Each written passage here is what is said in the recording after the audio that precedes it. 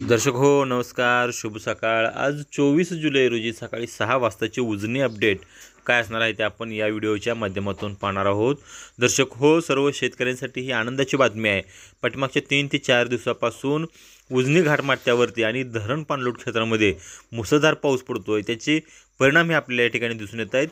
त्याचा परिणाम आपण पाहायला गेला तर दौंडची जी आवक आहे ती दौंडची आवक मोठ्या प्रमाणावरती वाढली आहे, की जी आज सकाळी 6 वाजता दौंडची आवक आहे की दौंडमधून जो विसर्ग येतोय तो 16,911 क्युसेक्स इतका आहे, म्हणजे साधारण 17,000च्या क्युसेकच्या आसपास तो दौंडचा विसर्ग आहे।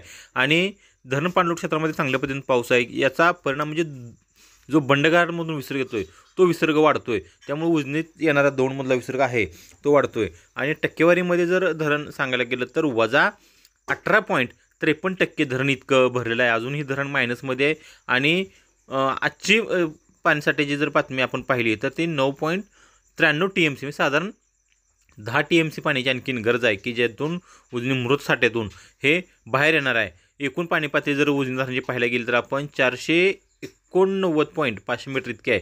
आणि पाणीसाठा जर धरणाचा एकूण पाहायला गेला तर ते 53.73 TMC इतकी एकूण पाणीसाठा ह्या उजनी धरणाचा आजपर्यंत झालेला आहे।